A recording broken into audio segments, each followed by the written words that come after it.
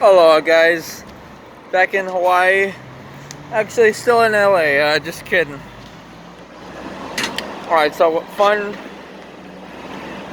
trip. Controversial towards the end. Miscommunications. Different interests, motivations. For one, I'll say that I think Mr. G didn't have ill intent when he neglected to follow up with me, call me, and meet up with me after he was done at ICE's. I think he just didn't really realize the dynamic of things, that it's unsafe to be out alone, and he thought maybe I'd be okay. And I had talked to him about earlier, if he had to, he could try and play it out at the house, but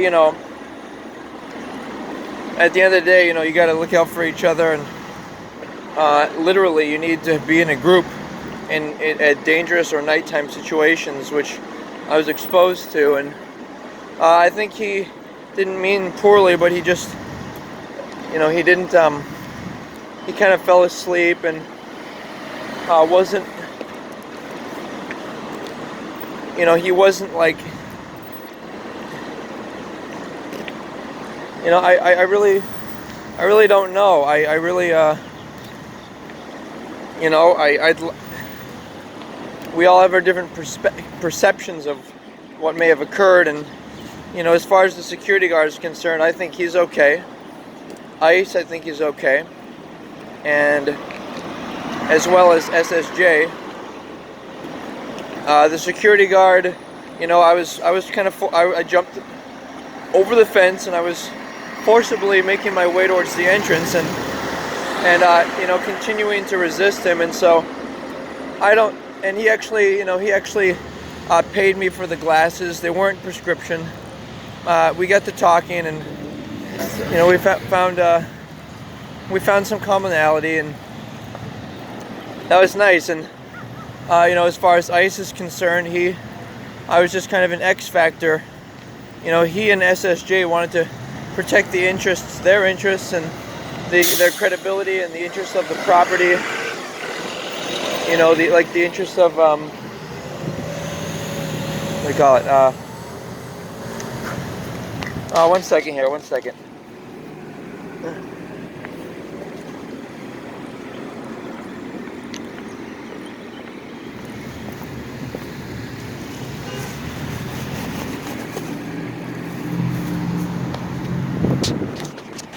Anyway, as I was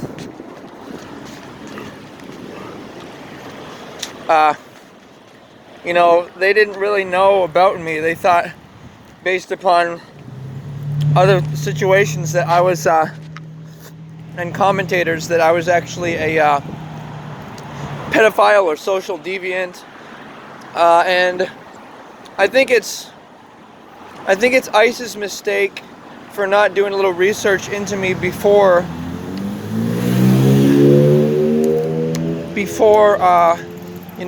myself and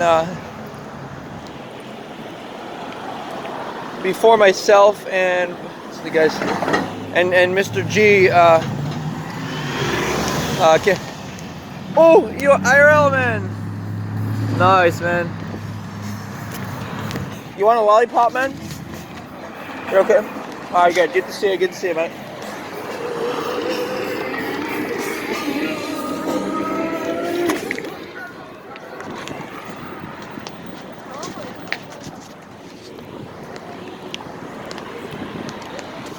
Okay, in any case, like I was saying,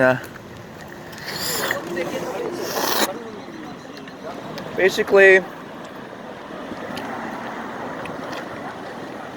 it was a bizarre evening. It's actually a full moon. Sometimes that influences ongoings. But yeah, no. I think Mr. Paul Poseidon, or Paul Danino, aka Poseidon, he should have looked into both of us, Mr. G and I, and either explicitly said, sorry guys, you're not welcome at the property, or yes, you can come by at night, and maybe we'll make some dinner, we'll treat you. because obviously these guys, they make a lot of money. Whatever goes on, Mr. Paul and the other guys, they make a good income if they have new characters make appearances.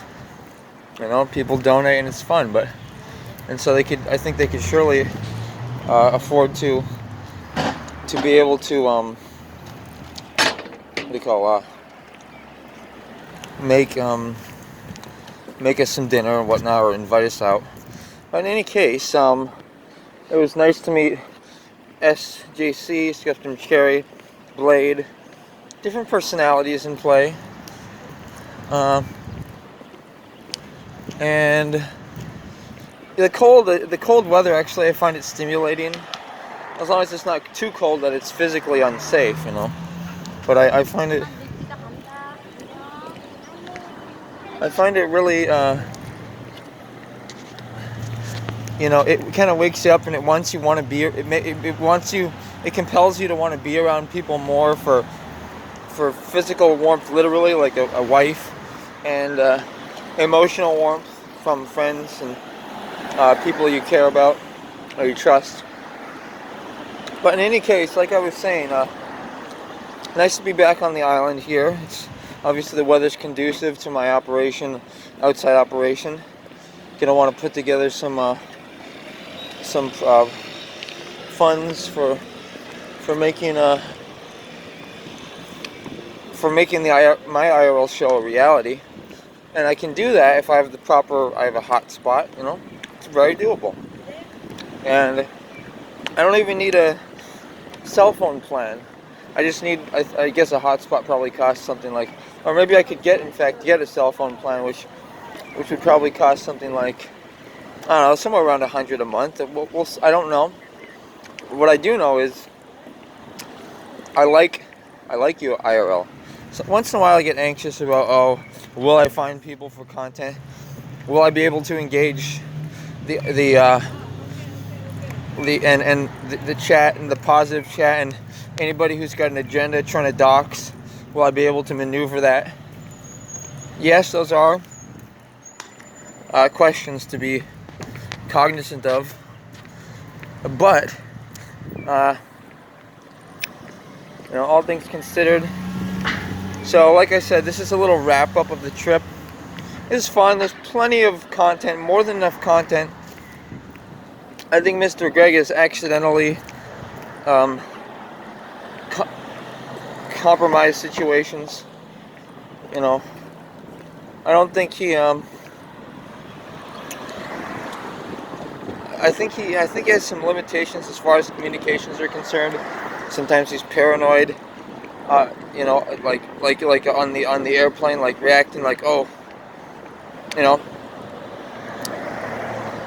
he's reacting and saying stuff like, these people are watching me, or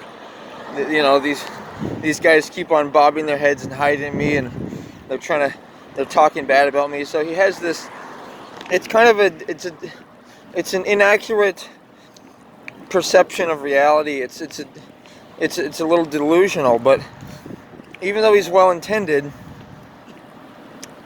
I in theory, the main reason why it's unlikely that I'm going to continue even appearing on this stream once in a while is not because of his mental limitations, not because of his communication barrier flaws.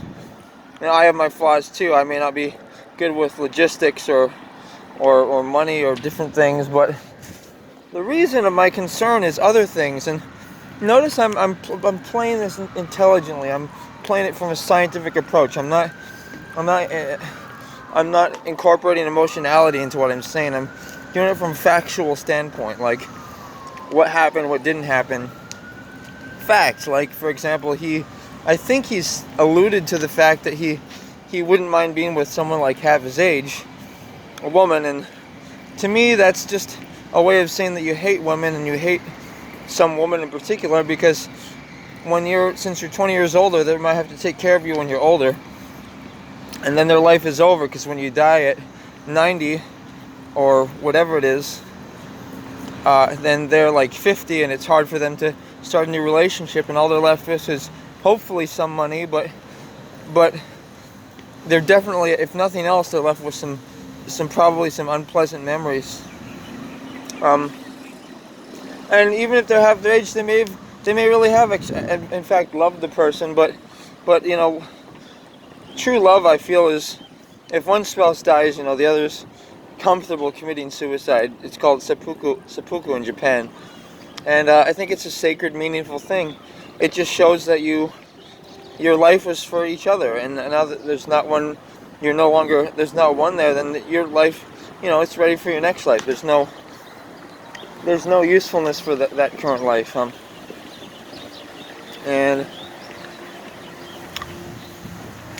so, yeah, back here in Hawaii, feeling nice.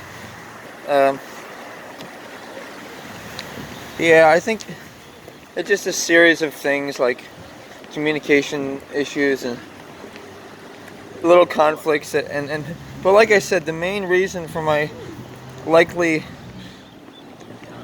distancing myself from Mr. G is just his interest in like marrying a young woman, or you know, he flirts with women and he likes to touch women. These are all facts that I've witnessed, and I think he does it in such a way as to, he may not be consciously or ill or aggressively trying to seduce women, but I think at a subconscious level or in a subtle way, he is engaging in that practice. And also his codependency on certain drugs, and his general, he doesn't prioritize his hygiene, and he has his strong points, you know, and he is a character, Mr. G, but you know, I can't be sitting next to somebody who's, for example, not concerned about their appearance.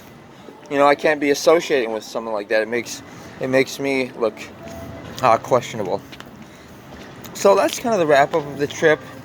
You can see we're in a very different place from LA. Paradisical settings, modern and tropical landscaping, and actually entering Ward Village now. Just quite a luxurious place. Again, to recap, I think Mr. G is imperfect. He tried his best. I tried my best. We went all in. Pretty much invested all the money we have. I mean, like, for example, right now, you know, I'm going to sell maybe sell a camera to make my storage bill. And I'm not saying that out of a wanting for people to help me pay. If people are going to donate to me, I want them to help me to get just meet my operational costs. I want them to, maybe they can help me with my storage, and maybe they can also help me with the hotspot, so that way I can actually IRL. And otherwise, though, I think I got things pretty locked down. But you can see I kind of went through this test, if you will, testing setting in LA, a little complicated. All parties were, it was confusion, convolution, but you know, it's soon enough to be some you know, to be some hope, maybe some positive resolve, maybe some turning a new leaf. Like, some people expressed upset towards Mr. G and Mr. Paul Ice Poseidon. But me, you know, as a final note, I don't want people to be upset. People I'm angry at, or people I think are bad people, I want them to turn over a new leaf, enter towards a more positive place, a place where they have self-esteem. Like, give you for instance, like Lady Laura, the quote-unquote content queen. She was on the show, and she, you know, friendly individual, but because she had low self-esteem, I don't know if she'll make it in I actually gave her a script. I encouraged her to, you know, I said to her, go out, talk to people, and she already has her own stream, you know. I told her, get rid of some of your stuff, don't have to depend on Burger Planet and other people. I'll probably leave them anonymous, but whatever. The point being, it's just kind of like a reality check of of what's actually going on and how are we going to fix it, how are we going to make it good. So it's a very doable thing. It just involves communication, respect, and some time. It'll take time for people to maybe change or find a, like Ice might decide to himself, like, oh, is it confusing with JR and Mr. G, but JR is apparently credible, pretty normal guy. He just has a little flaws from his past, and but he's a great contributor to IRL in real life. And it's not the biggest community, so we really gotta boost each other up. Just like people like Dave the Dude from Hollywood Boulevard. What a fun guy, making us feel welcome, Mr. G and I. Just people like, even though Burger Planet, he was kind of trying to seduce Laura, content lady. He is able to produce content and have fun exchanges, and he was nice to us. We got to meet him, and people like Anime 187. We got to meet him too. He actually looked out for us. He opened up a garage operation for us where we could not only rest and sleep, but have an office space for the laptops, charging, and loading up videos via the internet. So that was a contributing factor. Big shout out to him, Anime 187. He likes skateboarding. We actually caught him in Venice Beach doing a little boarding on the nice bowl there. And what else did we have? We had Red Hydra, who was completely looking up for us and positive. Red Hydra, okay, was looking forward to finding us, and he's apparently a fan of the show, and he's just a good IRL guy. When you first meet him, he's low key, but the guy generates content just like Burger Planet, just like Dave the Dude in Hollywood. These people know how to be a little, push a little buttons and make a little fun, perfect stuff for IRL. So in any case, I'm gonna wrap it up there. I'm actually currently making my way to Whole Foods Market. The benefit of this area I'm in right now is places like Whole Foods, and look at this building, by the way. I want you guys to see this too. But basically all these places, okay, I guess all these places, where Wi-Fi and could set up operations. So I'm gonna load this video up now and plan to more videos soon. I'm glad I could do a little breakdown there, and we'll see how things go.